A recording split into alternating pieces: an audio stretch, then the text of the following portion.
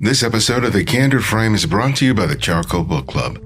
Their carefully curated selections reflects the best in contemporary photography, and all for a reasonable price. And they are delivered directly to your doorstep each month. They offer free shipping to the US, Canada, and the UK. It's subsidized elsewhere. It's a great way to begin or expand your photo library. Join the club at charcoalbookclub.com today, and remember to use the promo code TheCandidFrame at checkout.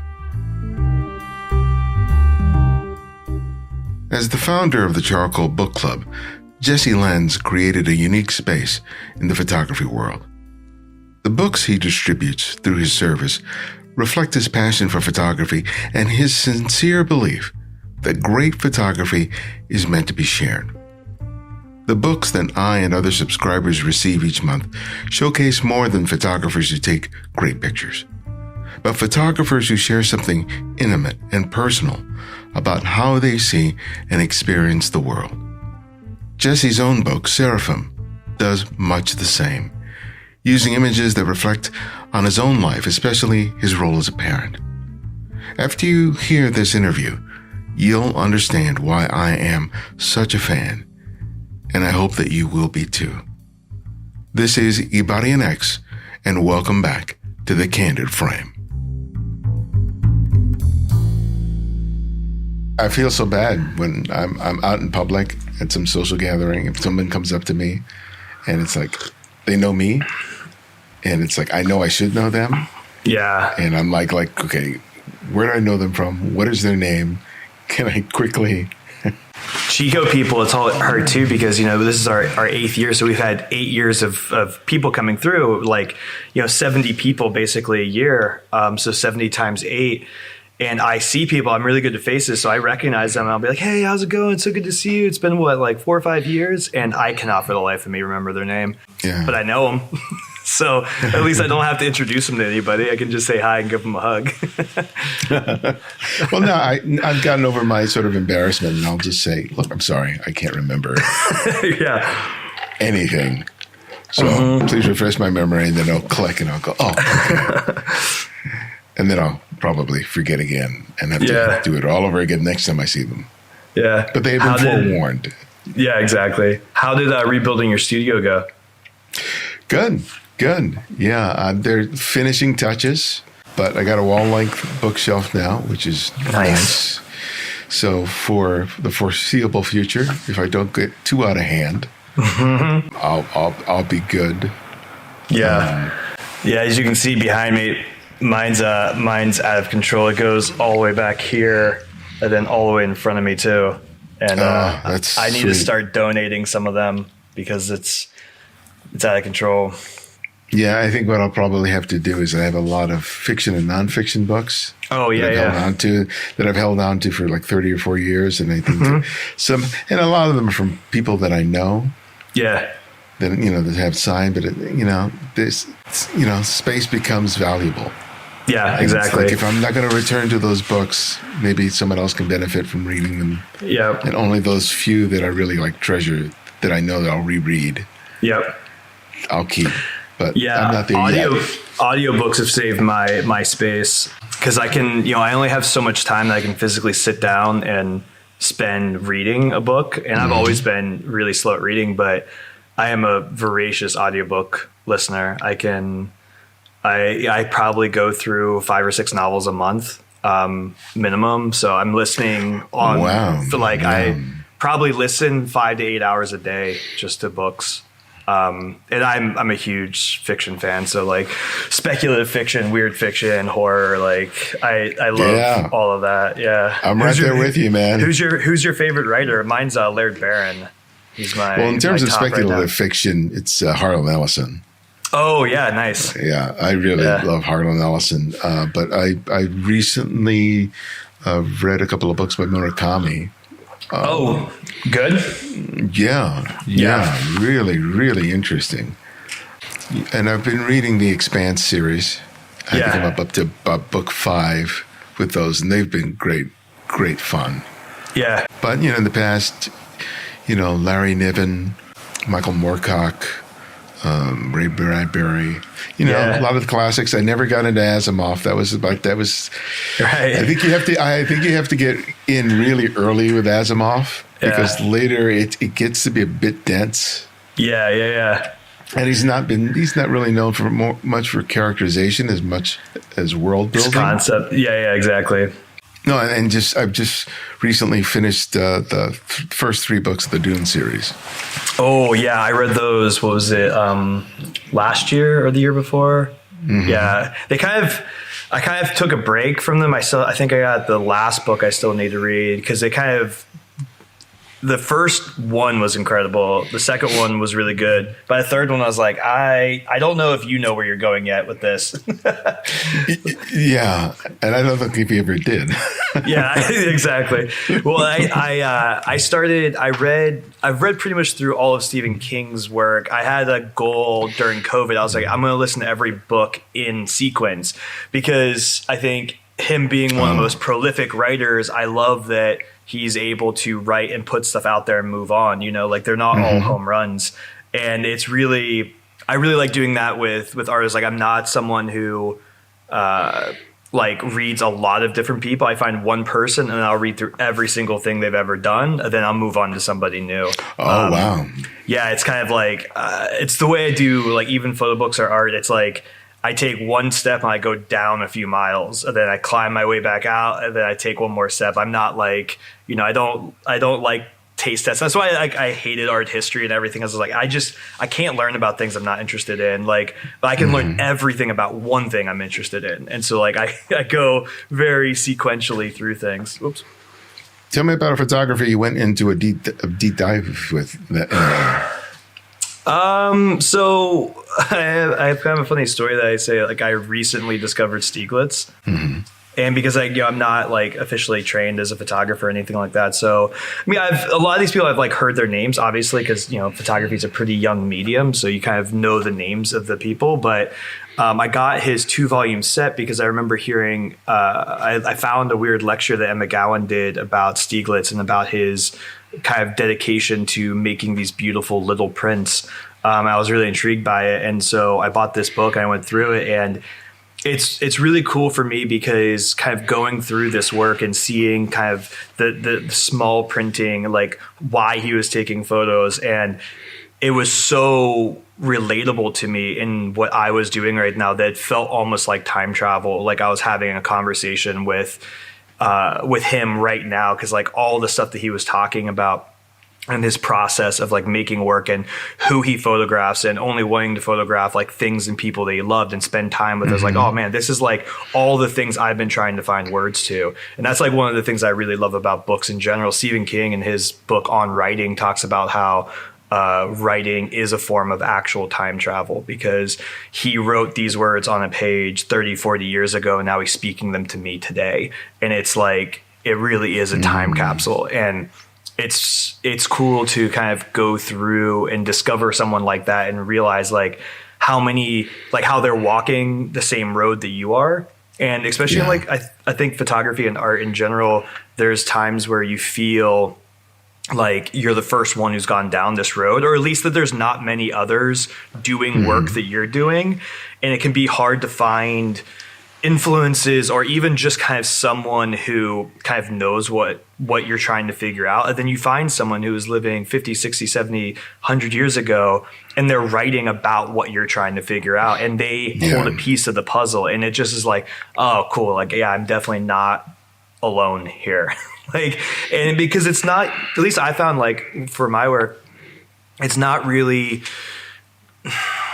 it's not the thing that most people are doing. And so I have a lot of friends that are making great work, but not a lot that are going about the work in the same way as me. In the same way, not a lot of people I know my age are going about their life in the same way as me. And so I'm kind of constantly feeling on the outside of things. And so when I find someone who, one person or a few, a lifetime has kind of gone down this path and they felt very similarly. They're usually people living a very different life than the rest of their peers in the art world, and kind of being able to find those people and be like, oh, okay, like this is part of a lineage, like this way of living, this way of making work. There's steps to it, and there's there's a path that you can see and see is like, oh, okay, well, like this is the path of what I can expect out of this art world. Like this is more of the trajectory I'm on versus, you know, someone making a very different kind of work, living in a different place, having a different life than me. And it's so easy to kind of compare yourself to other people. It's almost like in music, like no one who's like making like underground heavy metal or rap is going to look at someone playing pop country and be like, well, why am I not getting a CMA award? It's like, well, you're in a completely different category. And there's a path to what you should be doing that's already been laid out by your predecessors and how they built a life to be able to make the kind of work that they want to make without compromise. Yeah, I think with photography, it's the trap is to be limited by the pursuit of the single image. Yeah, and it's easy to do that because that's what we're doing. You know, we're making one image at a time, and the goal is to make each single image better than the previous one. It's like a musician. You know, they're busy writing one song, but when they're thinking about releasing it, or at least when they used to, I can't speak to today, but it was the idea of putting together an album where it was sort of cohesive. It was a selection of 8 or 9 or 10 tracks, whatever number of tracks that there were, and the idea is that they were going to work as a body of work. And that calls on a much different way of thinking about what you're saying and what you're doing. And Absolutely. I think that is, and I've been thinking about it a lot, not only for myself, but in my conversations with photographers and with the people that I'm teaching, is I think that there is a moment where you need to take the leap from thinking about the single photograph and looking at how these photographs communicate to each other, whether they take the form of, of 12 prints that get put together in a portfolio, whether it's a book, whether it's an exhibition, that you have to begin thinking about, well, what are you saying? Yeah. And you may not need to know as you're making the photographs, but I think that as you start looking at what you're doing with a more distant eye, you can start discovering that. And I know that you experienced that with your work. Yeah, one of the things I tell like younger artists at Chico or whatever, that like, when you're making work, you're like a conduit for the work, right? Like you're being intuitive. You have to kind of shut your thinking brain off and just be in the moment, like being an athlete. You need to react and move and not think about your movements, right? And that's, anytime you're making work, that's the way you are. Then when you start analyzing the work later on, whether you're working on a book or an exhibition or trying to figure out what your work is, your job is to then like listen to the work. Because a lot of times when you're making work, you're trying to do something. And you're usually kind of failing at what you're trying to do, but a lot of times you're doing something very interesting. But if you don't have the eyes to see it, you're only going to see what you were trying to do. And the times you got closer to what you were trying to do, you're not going to see what you did very well. And it's funny that we brought up music already, because like all of my references to photography are really kind of viewed through music. Like I started off in bands, recording and traveling and being in heavy metal bands. And like, I always loved that job of helping people write music, because as like a producer, right? Like if you're producing an album, you're sitting in the studio and you're listening to every guitar track being laid down, and the artist doesn't really know what they're making yet. They're just like, I have these like 52 riffs, and they lay them down. Then you listen to them, you're like, whoa, these ones kind of have harmony together. You start stitching stuff together, and all of a sudden that body of work, that song, it starts to take on a life of its own. And then all of a sudden, your job as the artist is to try to help that song become what it is. And those are, I feel like, the times that like work really transcends. And I relate a lot of times to like having kids, because when your kids are young, you're the one telling them what they're going to do, what they're going to be, what they're going to wear, what they're going to eat. Like you're in charge of that. And your job is to keep it safe and to keep it growing. But there comes a time where your kids start having their own ideas of what they want to do with their life. And at that point, it's an important pivot point where like as a parent, you have to say like, okay, well, like my job now becomes helping them discover who they're going to be. I think it gets to a point where you just have to let them go off in the world and make their own choices. And when you're making a body of work, I feel like most artists as well, like I would say most like young artists, but also this kind of the way that structurally like schools and stuff like that are set up, where they teach you how to get your project to its teenage age. And then they tell you like, okay, now you're done. Like the project is what you want it to be. It's like, no, your project has only just hit adolescence. Like if you continue to kind of like shoehorn that project into what you want it to be, it's never going to become something that can transcend your own ideas and connect with a wider audience, because you haven't let it grow up yet. You know, you might have been doing a project for a long time with your concept, but you haven't actually sat there and listened to the work over a couple of years and let it tell you what it wants to be. And I think it's kind of interesting when you think of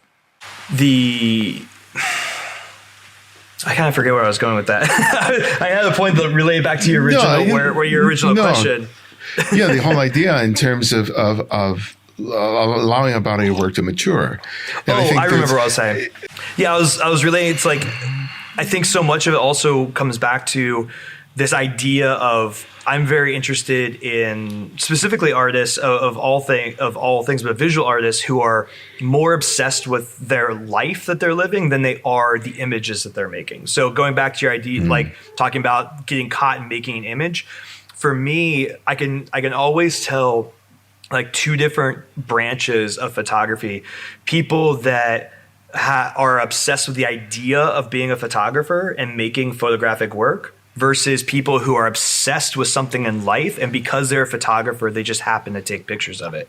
And for me, that lineage is really where I come from. And this is, I have kind of like a whole theory of why we don't see as much of that work anymore. And a lot of it relates to like photojournalism is not really a viable blue collar career anymore. So a lot of the people, the Kudelkas, the Larry Tiles, these people who made these great bodies of work that became some of my favorite books, they were people who were more interested in experiencing life to its fullest and taking pictures. They were more interested in that than they were in the photography itself. The camera was just a tool. And I came to photography through skateboarding and heavy metal. So I always loved the thing I was photographing more than the photographs. So I was photographing skateboarding because I love skateboarding. And I just happened to know that like photographing this can be really cool because like the photos can be very visually interesting. And if I do it the right way, it like makes everything better. Same thing with like bands. Like I loved music, and thus I had a camera with me when I was on tour and I was photographing people in bands and behind the scenes. And I realized that like that is really kind of this invisible thread through everything I'm interested in when it comes like to book club or the people that we publish, is finding people who are obsessed with their life, and they're living a very specific life because they are obsessed with something, and those things come out through the photographs. So the books and the bodies of work are not a project. Their life is their project. Right. And their photographs are the result of a life that they're living. And those people are a lot harder to find because they're usually not trying to be seen as artists.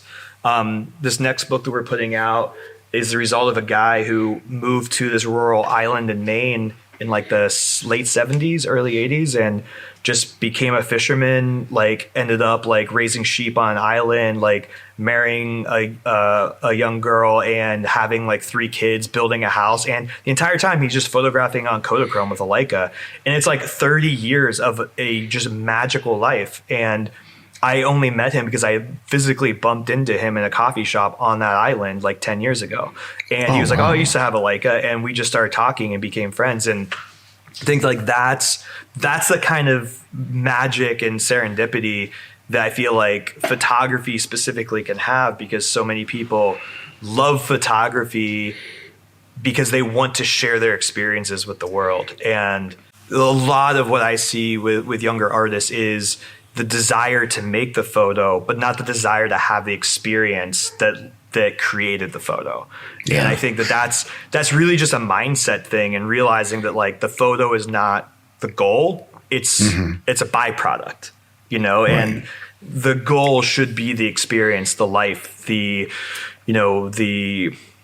stories you're going to tell, you know, like that to me is where like photography specifically does something that no other genre can do. Yeah, and I asked earlier about making the leap from the singular photographs, to the body of work. And part in asking that is like, well, how do you make the leap? How do you make that transition? And you answered it for me beautifully, because it's really about, if you are expressing something about your life and your life experience, when you're looking at the work and you're culling through the work and you're editing the work, it makes sense to you because you've lived it. And because there's an emotional resonance that exists there. And Absolutely. You look at the photographs and you know what's there and you know what's missing. Yeah. But if you're strictly looking at it as a collection of photographs, at some point you're just looking at, okay, how does this picture look like this picture? And you don't know, and you don't have any sense of rhythm, pacing, flow, none of that, because you're trying to gather this body of work based completely on aesthetics with the hope that it has an emotional connection with the viewer. Yeah. And this is why, people are always wondering like, well, why does this book resonate and why is this one don't? It's like, well, because this book was made by someone who was desiring their work so much that they created something that they needed to sustain themselves. This person made a book that was cool and clever, but didn't actually need the work to survive. And, one of the analogies I use a lot is like, I think of art as, it's just like being a heroin addict. No one who's really doing this is doing it because it makes sense. Like, it's not a career choice. It's an addiction. So your entire life is built around, well, just how can I sustain my addiction? And there's, if you look at addicts, there's people who are addicts that have trust funds, and there's successful CEOs that are drug addicts. There's also those of us who have to like turn tricks on the street to, supply our habit. It's like, it all doesn't matter how you make the work. The work is the only thing that really matters. And if you're making work that you don't need, like, how can you expect someone else to need it? Like, the reason I make the work I make is no one else is making it, so I can't eat it somewhere else. If someone else was making this work, I would just consume it and be satiated. But no one else is, so I have to find a way to feed myself. And the reason I'm feeding myself is like, I have to make work that makes me realize how magical the world really is. I have to make work that allows me to see my life as almost like a movie I would want to watch. Because without that, it's very easy for me just to go off somewhere else mentally and present, because like I can make up a more interesting world or something like that. And for me, so much of like being out like in nature, looking for owls, looking for mushrooms, spending time with my kids, like what it does is photography distills things. And so when I've photographed all these things that are in my immediate world that physically are there, they're not photoshopped, they're not made up. And there's things I've had physical experiences with, and they're like all of the elements of like a grim fairy tale. And I assemble those. I'm like, wow, like I do actually live in like a fantasy world. Like all of these things that build the universes of all of these stories and fables and all the things I love, they exist right here with me. Like, this is a magical place. This isn't a card trick. Like, this is actual magic.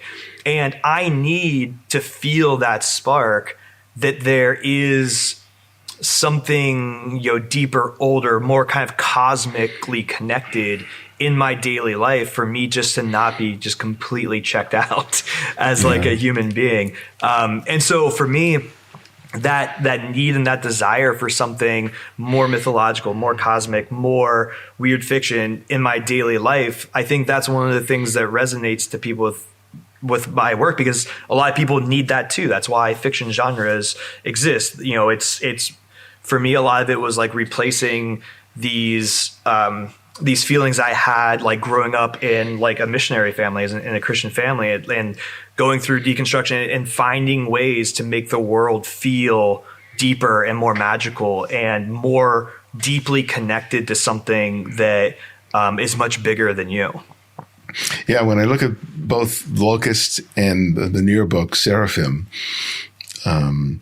it's really interesting in terms of, there's so many themes that come through in there. Obviously, because this is part of a series that you call the Seven Seals, there's a lot of biblical religious themes that are there, but there's also things about the fragility of childhood. There's the changeability of place, because place is as much a character as your kids are, in those books, and it's really rich. But one of the things I was thinking about, because I knew that part of your story was that you were in an Airstream and you were traveling and you had a lot of freedom before you got married and started having kids. But then you get married and you start having kids, and all of a sudden you're kind of like, okay, now I'm going to be in one place for a while. Right? And a lot of people think, oh, if I had ultimate freedom, then I would be ultimately creative. But my question to you is, did you find that the reality of creating a family, of being fixed in one place, that served as a spark for your creativity, that having all the freedom in the world didn't? I think freedom when it comes to creativity is really overrated. I think that freedom is usually a hindrance. It's not an activating factor, at least in the way that I work. Like I always say that I'm a very reactive artist. So I started off as a collage artist. A blank canvas just scares the shit out of me. I even when I was painting, I used to have to just muck paint on it for a while until I could see something there. It's like what was it? Michelangelo said that that there's a sculpture inside of a block of marble. His job is to bring it out. And that's the way I work with everything. So I actually think one of the kind of the biggest ironies of the art world is that we push and push and push for people to retain their freedom so they can do whatever they want. But so much of giving your life over to something else actually creates opportunities for incredible freedom, because your life leads you in places you would never take yourself. If you kind of are in control of every aspect of your life, all of the things that you do and you react to they're already coming from you. They're not surprises. Every interesting thing that I feel like I've made or change in my work has been from the outside, and it has been me finding a way to react to it in a way that satisfies me. I feel like so much of that is the human experience. We really don't have much control over our lives. And so much of art has been trying to find peace in the midst of turmoil or strife or, resistance, art, we need a goad to kick upon. We need things to react to. And I feel like there's a British painter named, I think it's Genevieve Figgis, I think is how you pronounce her name, but she is one of my favorite painters. And she once said in an interview in a book that I was reading that when she went to art school, all of her professors said, don't get married, don't have kids, keep your freedom so you can paint and you can make stuff. And she was like, thousands of years of the human experience has been bearing children, trying to survive in this world. If I'm supposed to be making work that connects to humans and humanity and touches something deeper in our soul, why would I isolate myself from the majority of life-changing experiences that people have had? And I think that's incredibly powerful, because I think that, when you're young and you're starting to make work, the work is everything to you. But I don't think it's supposed to be. I think it's supposed to be the lens you see everything through.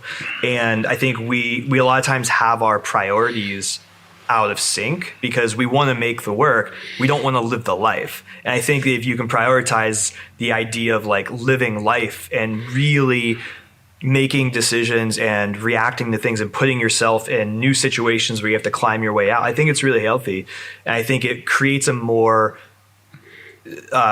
interesting body of work where you become interested in your own work because you don't feel like you are the one that created it. It feels bigger than yourself because you would have never put these things together. They just happened and you reacted to it, and now you have something that you would never have. I mean, that's one of the things I always loved about photography is that it wasn't my ideas. I was walking through the world. I would see something. I would position myself in a way to try to get an interesting picture, but I can't create the picture. All I can do is capture it. And I think that there's something to that with life as well. And I think that even if you think about the way that things grow, if you're trying to grow a plant, a lot of times you start it out in a small and a small planter. And as it grows, that pot gets bigger, then it gets put out in the yard. And I think that, like, all my analogies come through like having kids and like being on a farm and stuff. But like, I think if you think about even with like kids or like how people are raised, like, or religion, I think all these things are like learning scales as a musician. Like, a good way to think about it is like when you're young, you learn classical scales on an instrument.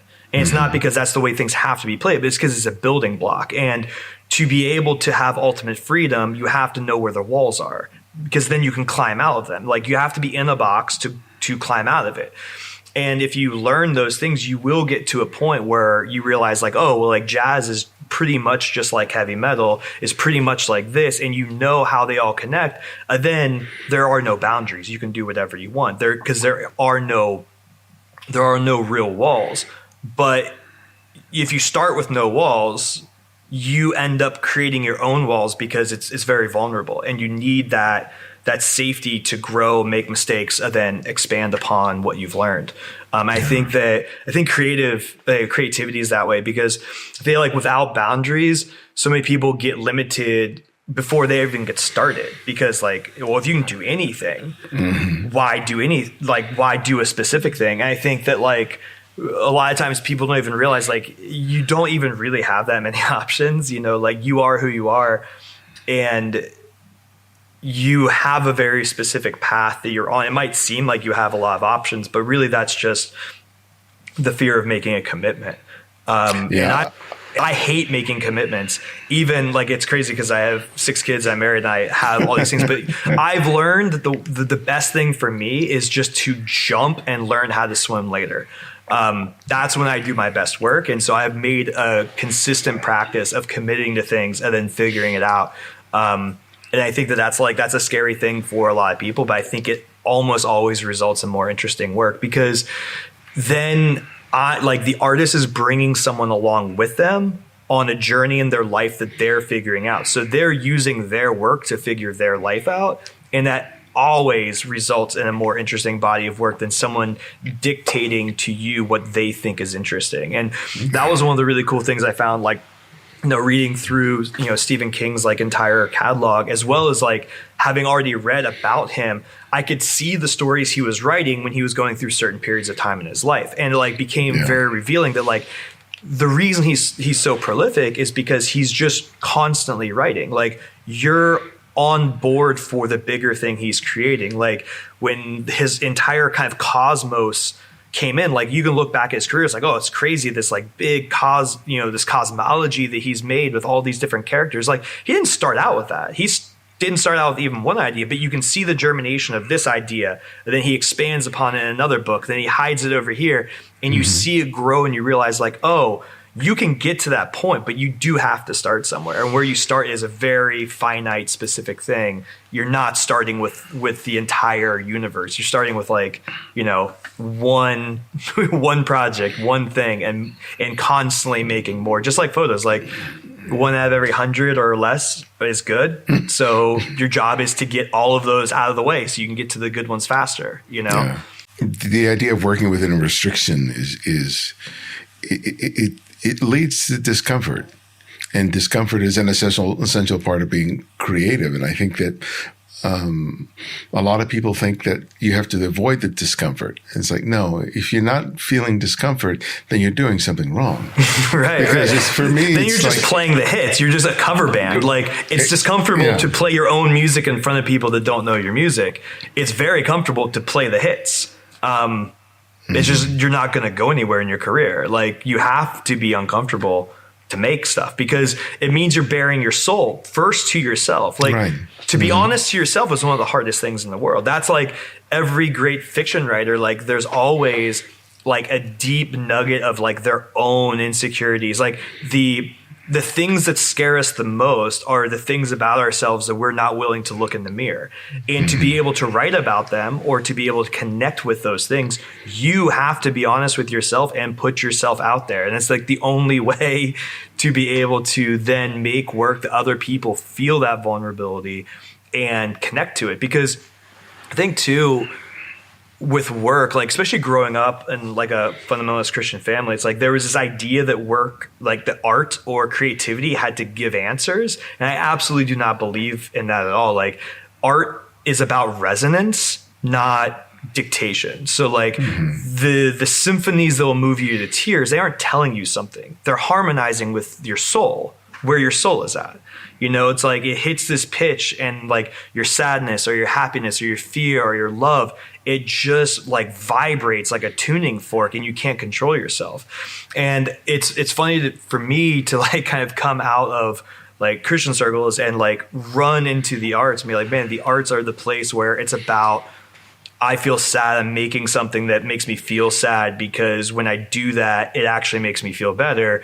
And then like to also then see like, you know, movements in art where like people are like now trying to tell people how to live or anything like that. It's like crazy. It's like, man, like I don't want like youth pastors as artists. Like I want rock stars, man. Like I'm not really interested in hearing what people think. I want you to show me what you feel, because that's how we connect as human beings on like a deep visceral level.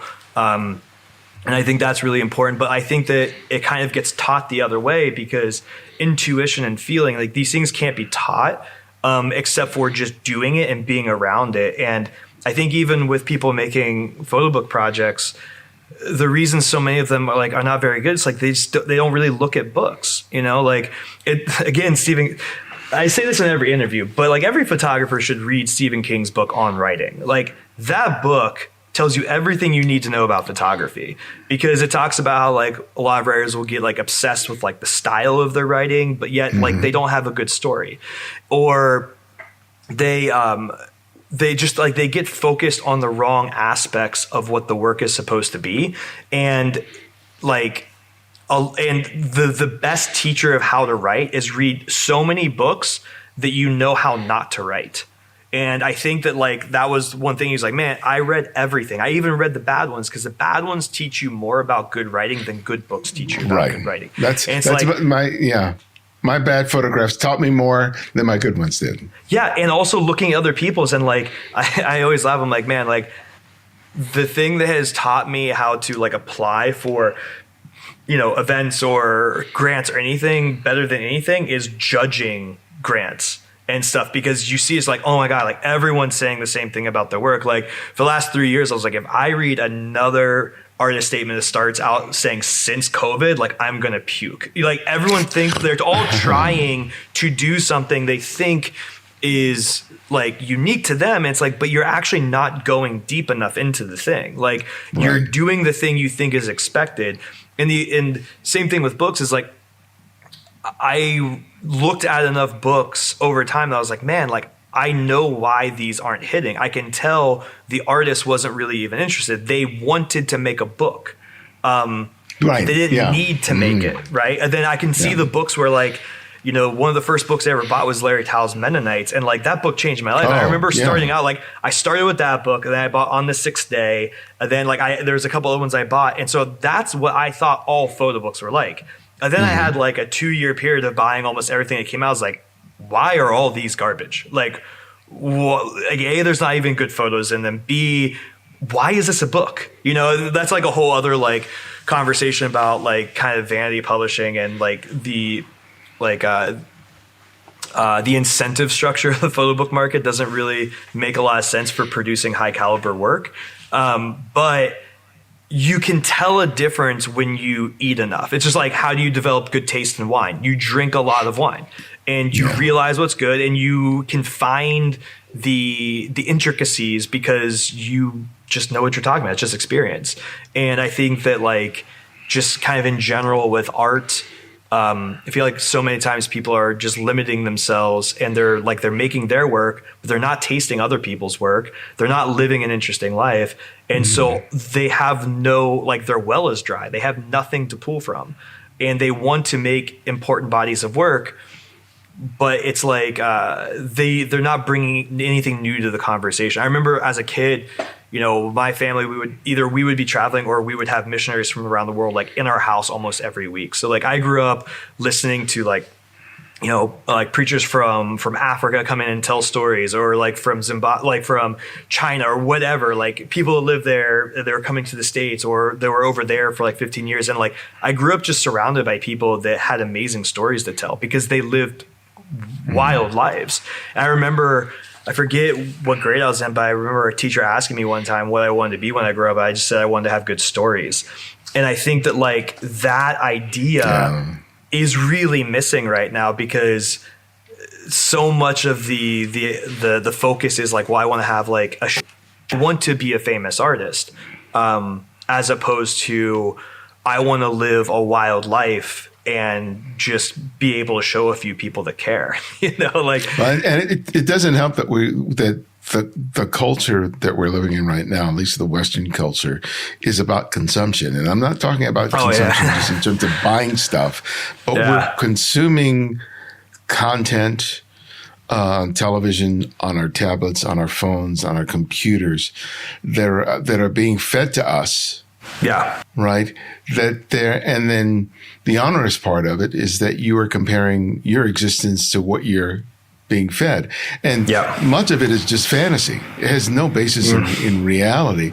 Yeah. And if you're using up whatever free time that you have to consume this material. Yeah. Right. You don't have enough time to live or experience your life other than, dealing with, whatever crises is come up that particular week. Yeah. And I've been in cultures where it's about what you're doing with other people. Yeah, when you're not when you're not working, and the interactions and the relationships and the conflicts and the and the love and the resentments and all those things that have traditionally made lives of a family, of a community, rich. Now we're all isolated in our little bubbles. Yeah, and it's no surprise that people are producing work not based on what they're experiencing, but based on what they're regurgitating. Yeah, well, because again, those incentive structures, like, it's funny, people think like, oh, like I want to be an artist, I need to go to New York or LA or something. It's like, well, the artists that did that back in the day did it because they could escape and live there for nothing and have a wild life, and now the place you can do that, like you gotta like move to Kansas, like in the middle of nowhere. If you want to live like a wild artist life that isn't controlled by how you can sell it.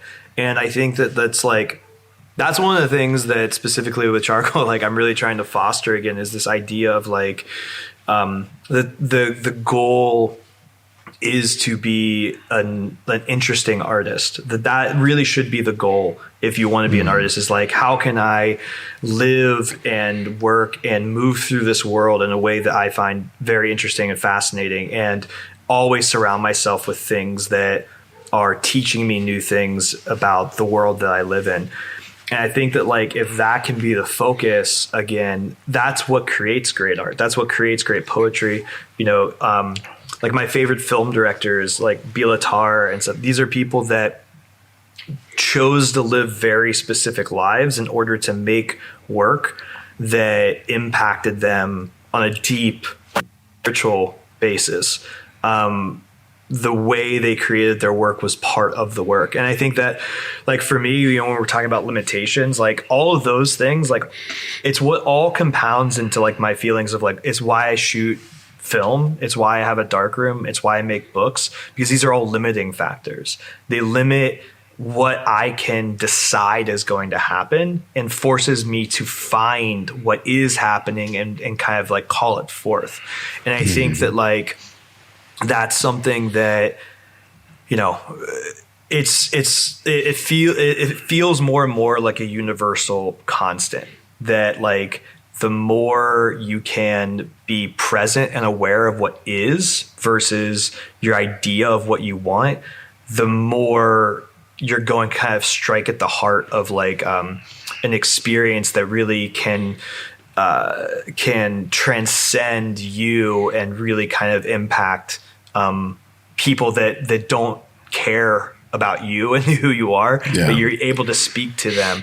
And that's like one of the things too that I'm very focused on, as an artist, you're taught a lot that like, your work is basically your therapy. And there is a part of that. And one of the things that like as a publisher that I always see is that a lot of times is used as an excuse to be lazy when it comes to producing a product for people, because they're like, well, this is how I wanted it. I'm the artist. I should get everything I want. It's like, well, yeah, when you make the work, but if you ever want someone else to care about the work, you have to be able to think outside yourself and think about like, well, what's this work doing on a bigger stage? You have to be able to look at your work and say, this is what I was trying to do when I was making it, but this is what the work kind of is now. And this is how I'm going to produce this body of work, because I think that this way of putting the work out there doesn't rely on someone caring about me and my work and who I am to find the work fascinating. Like I don't need to care about like my favorite musicians. I fall in love with the music. And if I fall in love with the music, then I actually start wondering like, well, who was this person? What did they do? And so much of the art world, I feel like in the past, couple decades, probably longer than that, but I've been paying attention for the past few decades, is predicated on who the artist is, what their ideas are. And I have to commit so much before I get anything back that it's really too much to expect most people to do. Like, I think that's like one of the reasons like a lot of people who aren't already kind of invested in photography or visual art don't really see many access points, because you're kind of expected as a viewer to already kind of like give yourself over to something before it does anything for you emotionally or mentally. And I think that's like, that's why there's not a huge economic engine behind it too, because like, why would someone care? Like I love living in places where like no one cares about what I do. So I know if someone that like, works on my father-in-law's farm finds a photo I've taken like actually interesting, then like I've bridged a gap somehow, that like, because they don't care about anything. They don't care about like how it's made or why it's made or the concept behind it. They're reacting to something very real, a spirit of something inside of it. And that's where like, again, that like, that's when like a spark can kind of jump and catch something bigger, when that like you made something for you, but you're able to extract everything out of it that wasn't necessary because it was just you. And you've been able to make something that doesn't even require you to be in the room for other people to fall in love with it or to be inspired by it. And that's where like the idea of like, reading books that were made 100 years ago and like being moved to tears, like that's an amazing ability. And like that's my goal with work is, to make or produce things that are timeless. They're not connected to even me or the time that I live in, that these are universal experiences that humans go through, that can be shared and passed along like myths. I mean, that's why like so much of my work, I try to connect to this like bigger cosmos or mythology that just it's like the vein that feeds all of our stories about prehistory and where we come from. It's our need to make sense of the world.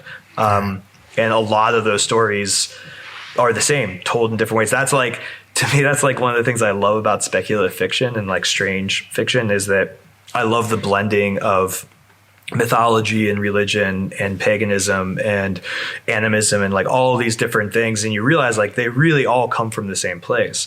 And there's so many connections and interconnected things and characters. And it's like, you realize like, oh man, like so much of life really it's like, it can be it can be your own fan fiction of all of these things. You can make an amalgamation of the things that have meant something to you, and connect them back to these bigger stories, but tell your own very unique story through it. But yet all of those important kind of goalposts of what's happening in the storyline, like those are all the same emotions.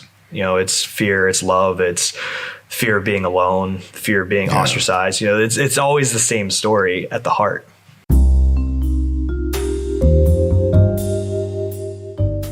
If you have liked what you've heard so far, you should check out the Charcoal Book Club and see what Jesse has created for people who love photography and love photography books. I can't wait for each month's release because I know that when it arrives, I will sit in my office for an hour and discover something new and inspiring, and I want the same for you. With your membership, you receive a quality monograph each month. The books reflect the diversity of genres, photographers, and styles that you will enjoy, even if they are not a genre of photography that you practice yourself. And if you don't like that month's release, you can choose an alternative book of equal value in their catalog. They offer free shipping to the US, Canada, and the UK. It's subsidized elsewhere. Visit charcoalbookclub.com, sign up today, and use the promo code TheCandidFrame at checkout to enjoy 10% off your first membership payment. Also, we can always do with your financial support. This show has been a labor of love since 2006, but your contributions over the years have helped pay the bills to keep it around.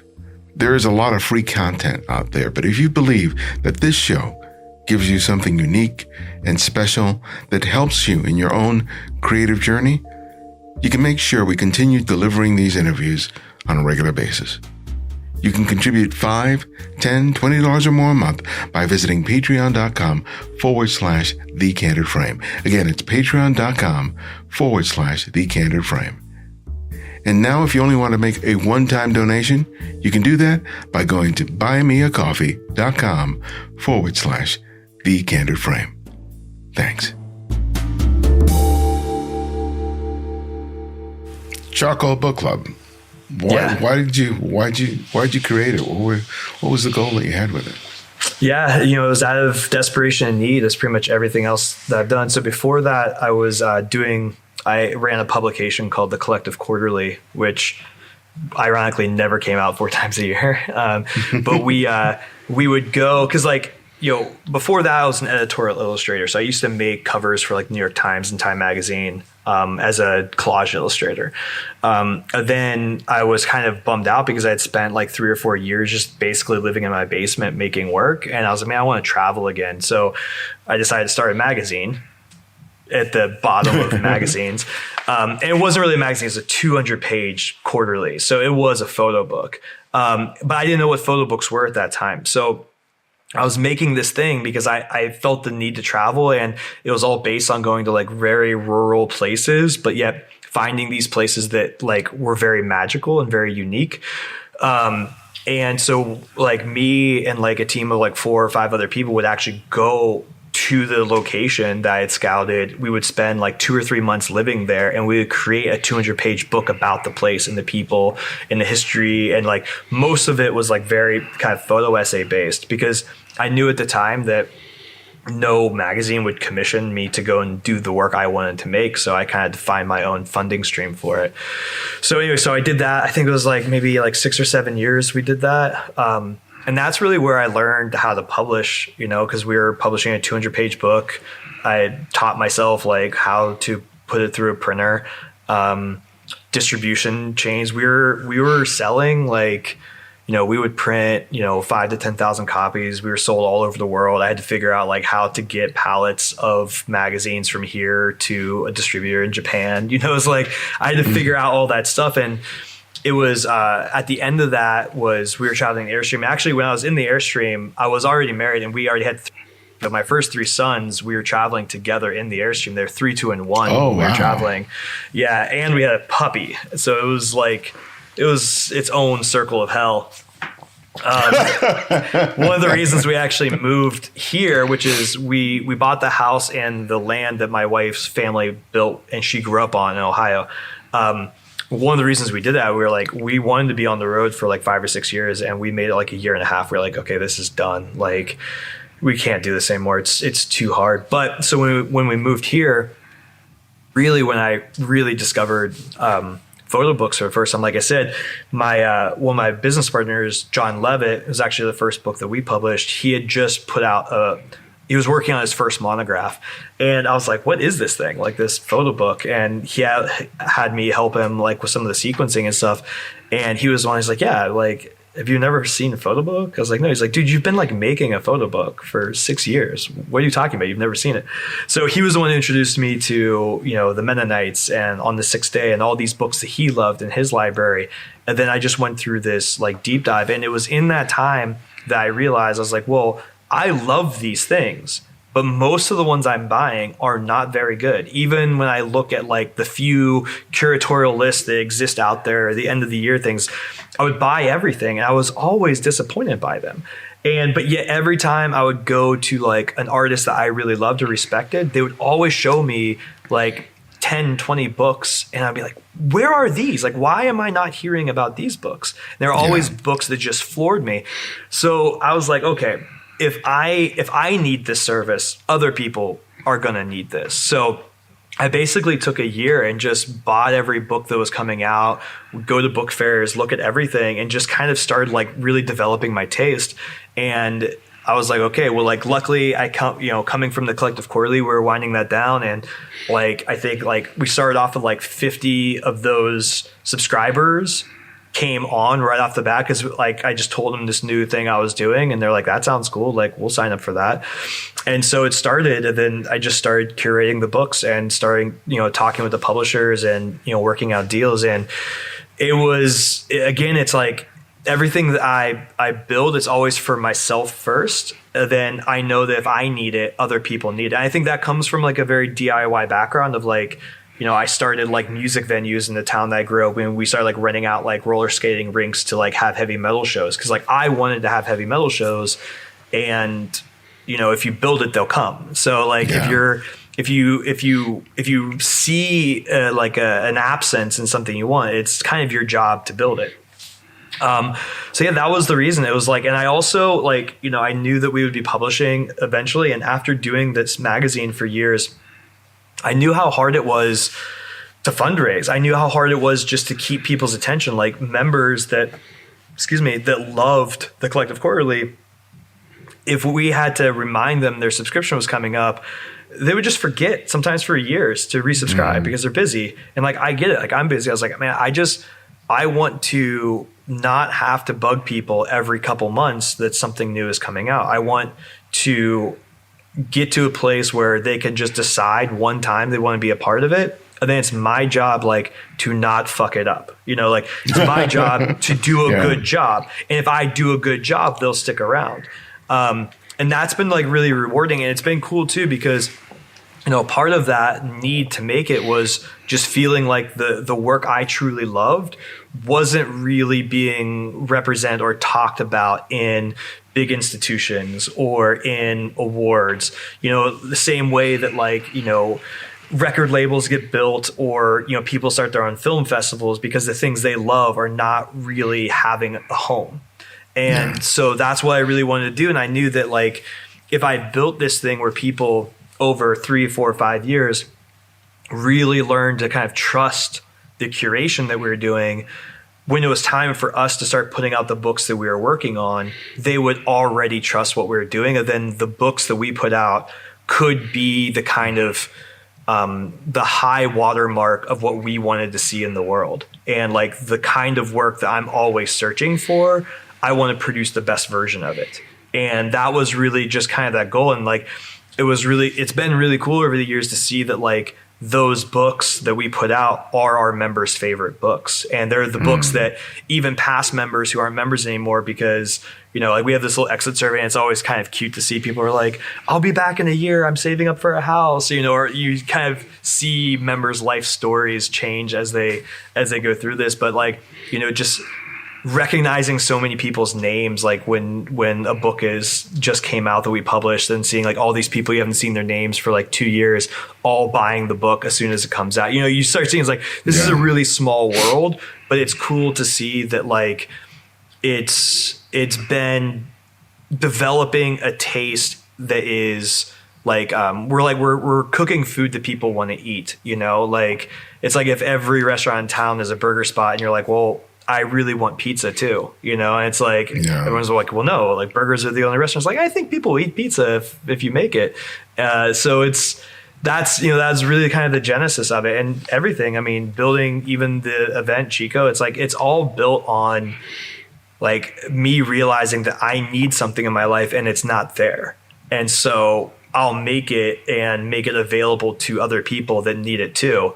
And by doing that, usually we can create something that like a lot of people have been wondering why it doesn't exist.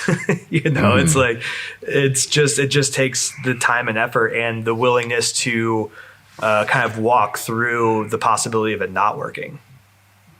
Yeah. There are a lot of events that revolve around people submitting the portfolios and getting feedback and things like that all over the country. What the Chico Review, what do you think makes it a unique experience?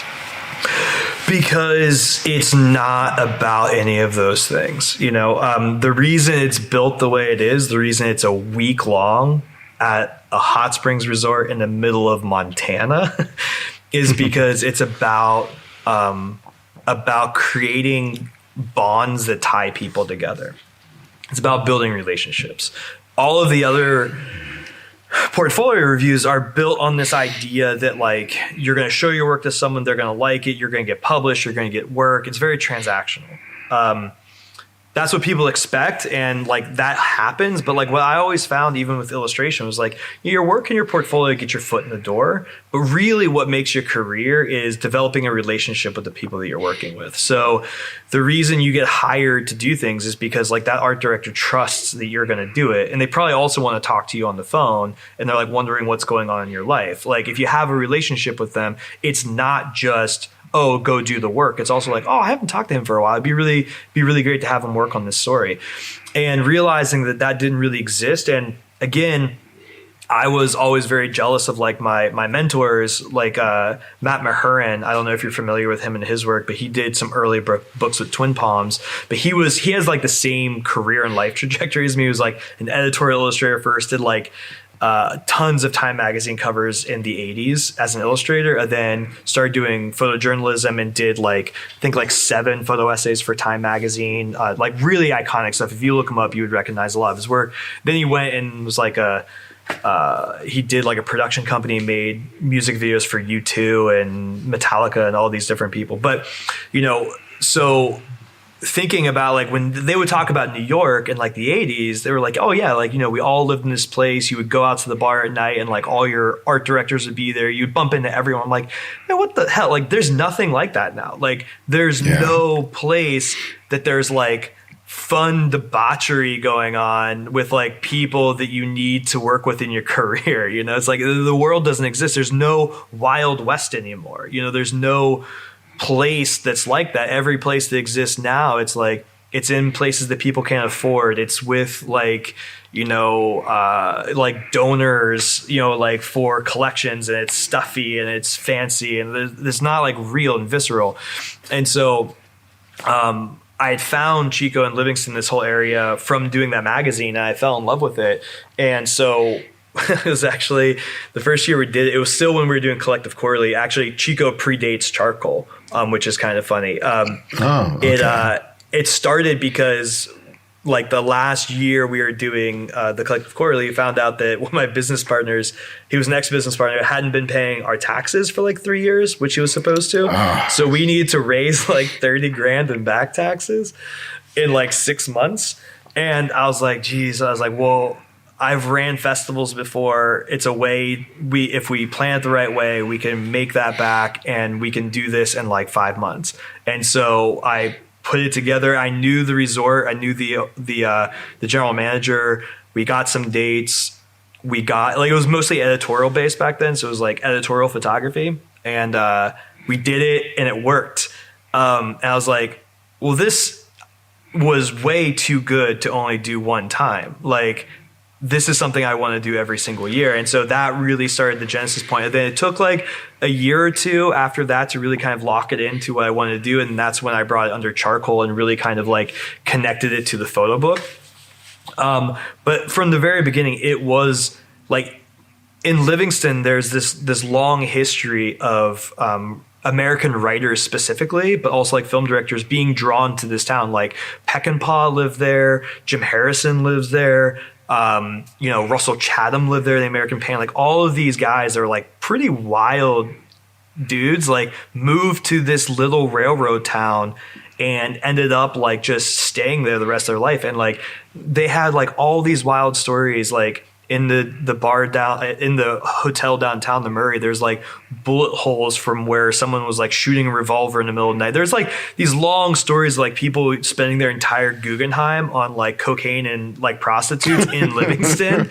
I'm like, man, like this is like the art world I want to exist again, is this kind of Wild West, like where people come and they're able to like really connect to something like more primal of what they're doing. And so like that was really, and like the resort that we do at Chico, again, it's like it has this crazy history of being like the watering hole where like there's been so many like movie stars and, you know, musicians and stuff that have found that place and fell in love with it. Like there's stories of like Harrison Ford landing his little like prop plane like on the road going into Chico, and then like going and like drinking margaritas in the hot springs all night, and then like flying out the next morning. And like Jeff Bridges met his wife. She was a server in the bar there. He met her when they were filming Rancho Deluxe, his first film. They've been married for like 30 or 40 years ever since. Like there's just crazy stories. Like I'm like, well, this is the place, because this is a place that within its culture, there's no pecking order of who's important and who's not important. It's where everyone mingles together on the same level. And so like that was the place for an event like this, because I wanted to take young, up and coming, or, you know, photographers that weren't known and connect them with people that they should know, not only for their career, but also for their life. Mm-hmm. And it's why I'm very specific with the people that we bring. Like, I don't just invite anyone. Like, half the people, you know, it's just like putting together like a music festival. Like, you have to have your headliners, but you also have your acts that no one's maybe heard of very much, but you know that they're the ones who steal the show as soon as anyone comes in. Like, you give people what they want, but also what they need. And it's a really beautiful thing the way it's developed, because everyone spends this time together. So like the work that you spend talking about your portfolio, it's really important, but it's also even more important because you're talking to someone that you're going to see for a week. And so there's a deeper level of commitment to trying to understand what the person's doing and how to speak something really insightful into their work, because you're also going to go and have drinks in the saloon later that night and talk. You can't just blow people off. And I think that like, it does put people on like really good behavior, but I think more than anything, it shows you that like, some of the people that had the biggest impact on my career never gave me anything other than advice, or connected me with someone else that they knew and they knew could maybe help me with my work. But like, I became friends with them, and like they had no interest in my work. You know, it like wasn't for them, but they loved me. And like when they saw someone, they're like, oh, you should really talk to so-and-so like about your work, like show them your stuff. It's really great. Then they would give me a connection. Like that's how all these things work. This is way too small of an industry for anything else. It's like, it is based on friendships and people wanting to help you because they see potential, or they see you finally stepping into who you are, and they want to help you do that. So like for me, that's really what makes the event different, is because it's really not like we tell people the first day, it's like, look, your work got you here. You got your foot in the door. Now it's about who you are as a person. Like, are you fun to talk to? Are you interesting? Are you kind? You know, like, can you carry a conversation with people? And I remember one of my mentors telling me really early on that to be successful in the arts, you have to be one of three things. If you're two of those things, you're kind of unstoppable. And those three things are, you either have to always be on time, you have to be like a very nice person, or you have to be insanely fucking talented. One of those things, you can be a working artist in this field. You can not be talented and never be on time, but you're really nice, and some people are still going to like hire you to do stuff. Yeah. But if you can be two of those things, and you can be amazingly talented and very on time, and people will put up with you being an asshole. You know, it's like, or you can be like on time and really nice and really not that talented, but people will still hire you, or people will help you because they like you. Yeah.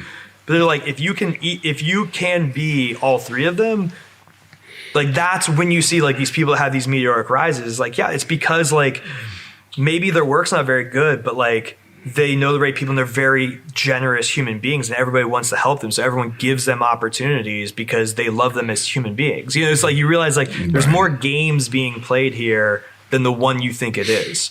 So I think that like, and a lot of it for me too, it's like my own desires to demystify a lot of these worlds. So like I bring people in because I want to ask them questions about like, what is the world of, galleries or, being a curator? What's that really like? Because I have my own ideas of what it's like.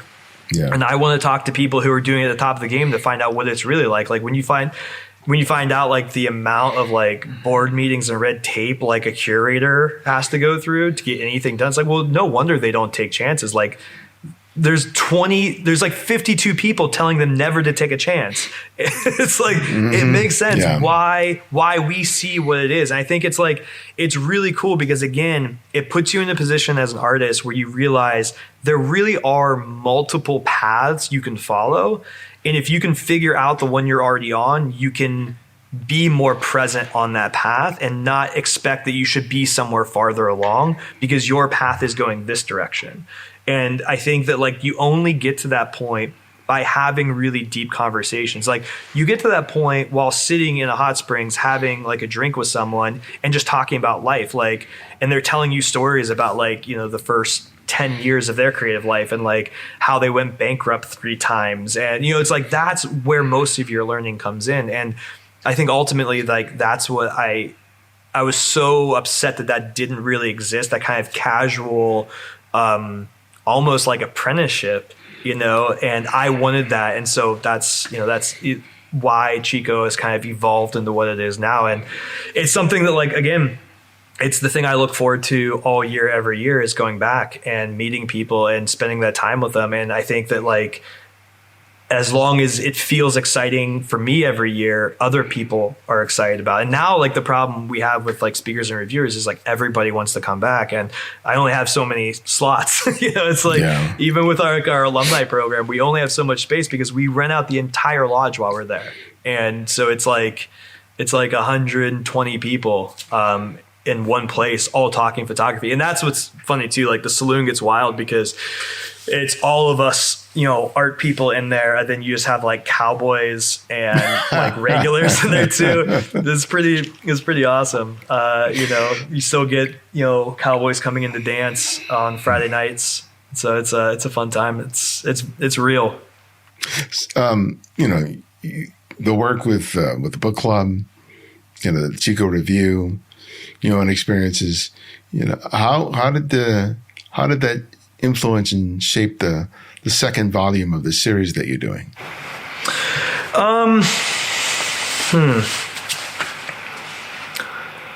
Yeah, I guess I've never really thought about that before. I think that I think in a very practical way, even with the first body of work, like it gave me the confidence to really do it my way and what I wanted to make of the work. Because I remember, when I was first making The Locust, even before it became what it was, I remember showing some of that work like the second year we ever did Chico. It's kind of the first time I ever showed him my work. I remember showing Ray Meeks. He was there. I remember showing him just like a box of these little tiny prints I'd been making. It was like kind of when I first discovered that I could make pictures in my home that like looked like they were from like a Tarkovsky film. And I was really intrigued by that. And I remember showing them, and I remember Ray sitting there looking through all of them and just looking at me. He's like, don't be in a hurry.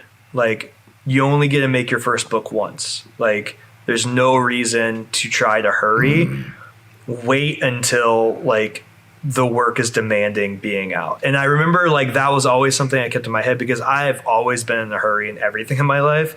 And going back to Chico every year and showing work, because that's something that like the speakers and reviewers all do. We all bring work to show each other. Like it's our time to look at each other's work. Like we all get there a couple days early and we spend most of that time sitting around drinking, like looking at each other's work and like getting eyes on it, because you realize you need a creative community of peers and you lose that whenever you're not in school anymore. And to have like a destination every year, like, well, I go back and I'm going to, no matter what part of the process I'm in, I'm going to put my work out there and see how it's received so I can understand it better. Cause like, I don't think you can ever really truly see your work until you see it through someone else's eyes as they're looking at it. Like when someone else is looking at your work, you see all the problems with it and it all becomes very clear. It's like, I think that's like the most important thing about portfolio reviews or anything like that, where it's less about the feedback and more about the experience of watching them look at the work, because you pretty much know what's wrong when you start seeing someone else look at it and you're like, oh God, yeah, that I was really trying to pass that image off and it doesn't work. And I know it doesn't work, but now they're telling me it doesn't work. So I think that that's like part of it. And also I remember kind of getting to the point with my first book where like, I think I pretty much had it done. And I remember I was really scared to show some of my friends because it was like the first thing that was like truly mine that I was putting out into the world. And I remember showing it to Igor Posner and him like just like almost tearing up going through the book. And the only thing he told me was like, you have something really special here. And I think like those kind of moments, especially going into like a second body of work, it helped me go deeper into my own world, into the second body of work, because I was like, okay, like the way to kind of keep building this thing and making better and better work is to go deeper within and to go deeper into the things I find fascinating, not doing what works, not doing what other people have done before, but like what do I want to look at? What do I want to surround my life with? Like, and just really going for it, because like, not only was I getting the feedback, but also like I can tell from those people that that's what they want from me. What they want from me is my like, desires. They want to see what really makes you tick, because that's what's exciting. And so I think that like, if I was to put it in kind of those words, I think it's just like, I think it helps you be more comfortable with who you are. Because you realize that it really is kind of the key to all of it. It's like, if you can truly be comfortable with yourself, that's like the best way to like being like other people thinking you're like cool or interesting. It's like, oh, it's like that whole thing. Like you usually find someone you love when you stop looking for love. It's like, if you can just stop trying to be a thing that people think is important or interesting or good and just truly do the thing that satisfies you, it's almost always going to end up being interesting, because that's the formula. You have to kind of give up on it early. And I think that like, it's just like looking through applications, you see that that's like the successful formula over and over and over again. So you realize like, oh, okay, well, this is really not, advanced mathematics. This is pretty much, 1 + 1 = 2. So like be calm, settle down. It's not about recognition. It's not about having a book that sells out. It's about making the thing that you like a full expression of love in something. That's really the goal. I think maybe that's something else too that's kind of come from it, because I remember even when I was doing my first book, there's always that bit of you that wants to be recognized for your creative genius, and you want the world to know how smart you are or whatever. And, you want your books to sell, and all that happened. I was very lucky with my first book, hit at a really good time. It sold really well. And I remember with this book, your concerns come to be like, well, will it live up in other people's minds, or will it sell as well? Or will it be, important? Will people that didn't like it before, you have all these thoughts go through your head. And it's been really cool just to get to a point where like, what, like actually like none of that really matters, because like I'm playing a longer game. And that also helps having like a series where it's like I don't want this book to sell out, because I want it to be around when book 3 and 4 come out so people can go back in the series. Like the priorities have shifted to the point where it's like, it's just about making the book that is a true embodiment of what that work was. And if I can do that, then I'm happy with it, because now I feel like I can release it and move on to the next thing. And the next thing is always the thing I'm more excited about. And so now it's like, I feel like I've done everything I could with that work.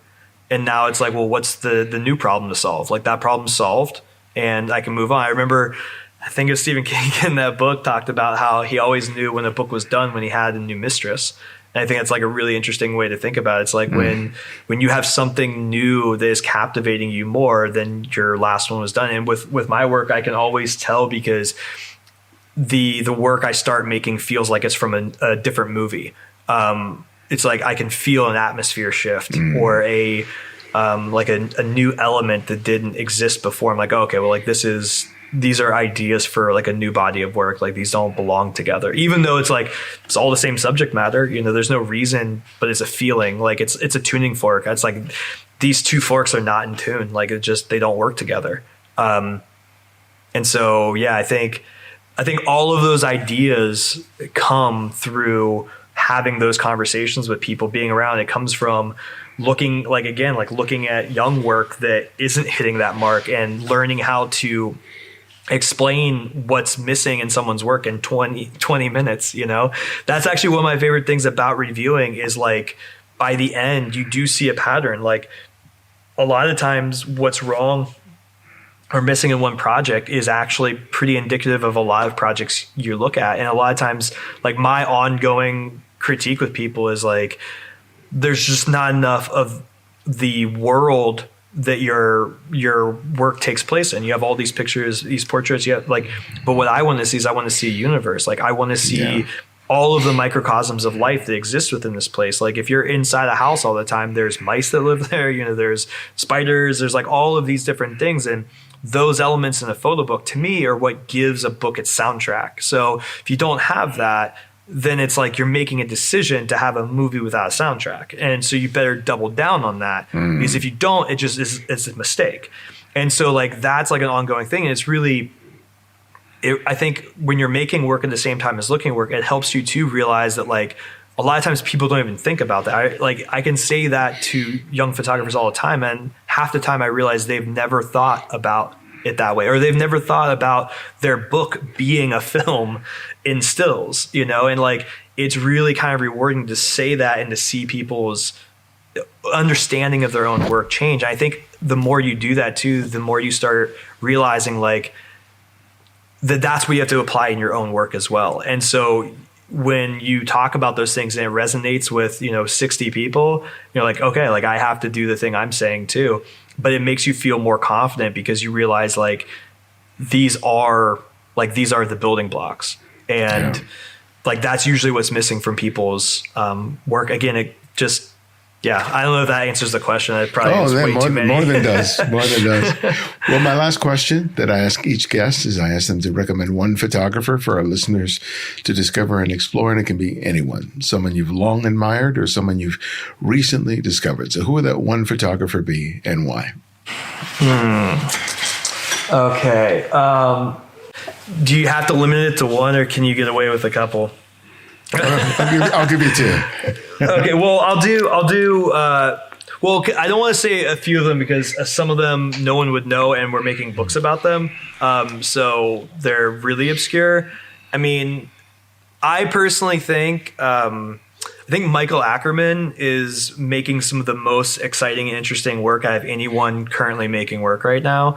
He's one of our speakers at Chico this year. He really inspires me because he uses all of the things. He's shooting Super 8. He's making, contact prints from those. He's shooting panoramics. He's doing all this stuff. But his work is very visceral, and it all exists in like dream logic.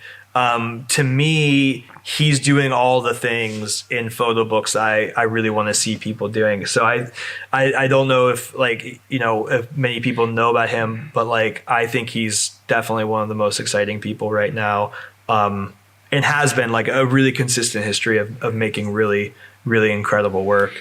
So that would be my suggestion if someone wants to see someone like making work right now that is really that you can follow along with a player in kind of the peak of their career. Cool.